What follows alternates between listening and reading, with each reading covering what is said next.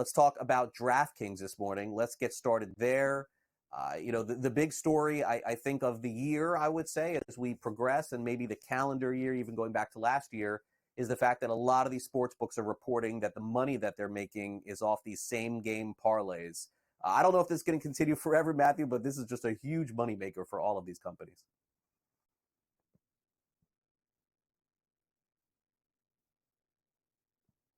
When you Caesars and BetMGM and Penn, whenever they're asked about, what are they going to be working on, Penn especially, it's all parlays. It's all trying to get up to speed with DraftKings and FanDuel and what they're able to offer with the depth of their parlays. And you're right, they did it again. DraftKings has been on an unbelievable run of beating estimates and then raising their forward guidance.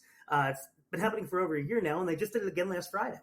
And so the company is doing really well, but it's all underpinned by these parlays that are helping. Because if you look, we know everybody didn't do great in the first quarter, right? We know March Madness kind of whipped them, and we know the Super Bowl was not a great outcome for them.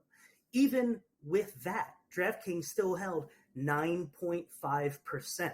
That's 1.5 percentage points up from last year. So they're still growing how much money they're taking, even when they get walloped in the results. It impacted their adjusted EBITDA by $42 million. That's huge considering they had $22 million in adjusted EBITDA. And you're right, it's just all parlay. And even more now, I want to read you what Jason Robbins said. Remember that they unveiled a new product called Progressive Parlays last year, which actually lets you lose a certain amount of legs each parlay, depending on how many legs you have. And so he said, Progressive Parlay, as an example, is a much higher average leg count than a typical parlay, which makes sense because if you're getting a couple back, you can, take an even bigger risk than a 7-leg parlay already is. So that's one of the many examples of contributors, he said. They're also going to be adding early cash out to same game parlay coming up, which, if there is a bet that happens to be winning one of these same game parlays, somebody can cash it out and it won't cost DraftKings as much on the back end. DraftKings they're just really doing it right, Craig. We didn't know what these companies were going to look like once they finally hit scale and they had maturing markets, but they're still adding customers in those maturing markets. They're still getting more money out of those customers. It just is really impressive to see that it didn't just stop once those states went live. We weren't sure how it was going to look. We didn't know how long of a tail these states were really going to have for companies to still be able to go in there and get some new customers, get some new money. And it's still working for both DraftKings and FanDuel. We knew, and we'll hear from FanDuel next week. Their earnings are next Tuesday. But yeah, DraftKings for right now, they're doing everything right, Craig. Yeah. Well, listen, as long as these parlays are around and these dummies keep betting them, they'll keep making money. And that's the important part right now, unfortunately. No offense, you guys, but you're never going to win betting parlays. All right. Now let's move on now to Illinois. Speaking of dummies, this is the opposite. This state takes a look at all the money coming in from New York. And I guess the question is, with the 51% tax rate going on in New York, even if Illinois is not able to accomplish this 35% that they want, if they even get anything more, Matthew, I feel like this is going to set the precedent for Ohio, for Philadelphia, for everywhere that has sports betting to say, hey, look, maybe we can't accomplish what New York did, but we want to at least follow in Illinois' footsteps. It feels to me like this is going to be the big line of demarcation with sports betting taxes. Yeah, well, and if you remember, Craig, Illinois is actually following Ohio's footsteps on this. When Ohio launched their first year, they were taxed at 10%, and within that same year, they doubled it to 20%. So Ohio was the first one to really take charge of this, and the companies did not like that, right? When you come in planning to have 10% in taxes, and then it gets doubled on you, that's tough. And that's what the Sports Betting Alliance, which comprises of BetMGM, DraftKings, Fanatics, and FanDuel, that's what they're saying in Illinois right now. They have messages going out to their customers saying, please let them know that we may have to overjuice your bets to make money. We may have to do this or that. Illinois right now is at 15%, and they're trying to go up to 35%. A combined 25,000 of those customer emails have already been sent to the Illinois legislature and Governor Pritzker, we heard from the spokesperson for this group. And so, yeah, of course they want to fight it. And there's a bill right now in New Jersey that's looking to do the same. And I'm not shocked, Craig, especially after you have Ohio do it and be successful.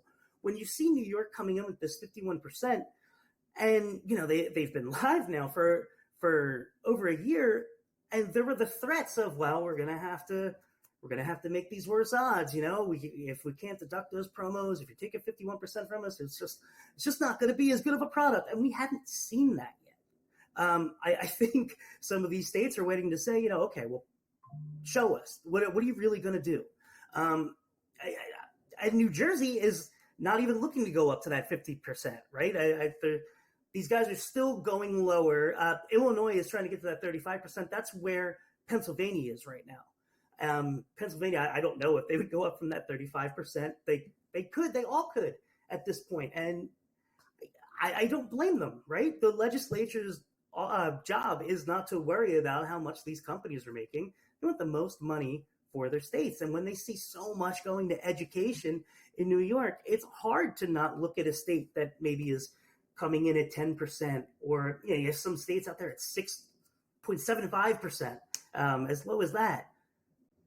No wonder some of these people want to look at getting more for their state when they see how much New York is churning out. Now, of course, these states are going to say, look, New York is a special example.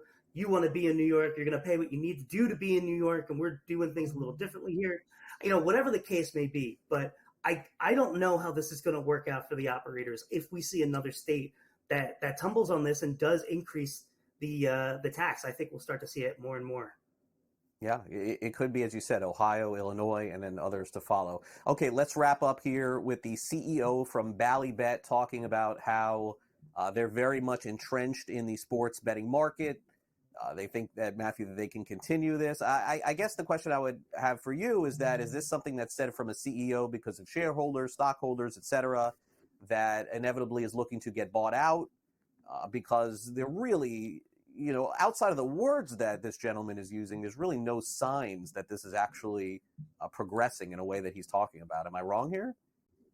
You're not wrong. And Canby, who is their new sports betting partner, actually said something like this on a call. I believe it was their fourth quarter call earlier in the year, when they said, we hope we see BallyBet start to market more. And Bally's has said, no, we're not going to do that. We have a product. We want to offer a good product, but it's really more leverage to get customers into our database for iGaming. Now, what's interesting about this interview, Craig, it's not the CEO, it's the chairman of Bally's. And his Standard General, his hedge fund right now, is trying to take Bally's public. They tried it a couple years ago at a much higher share price. Now the offer was $15 a share. So we're waiting to see. It's interesting to see what Kim is saying as he's waiting to hear if he's going to get to take this company private. Yeah, I mean, they can offer the sports betting with Canby, and it'll be good enough. I don't know. I don't know if it'll be worth it to renew licenses at high cost when they move forward, but only time will tell that.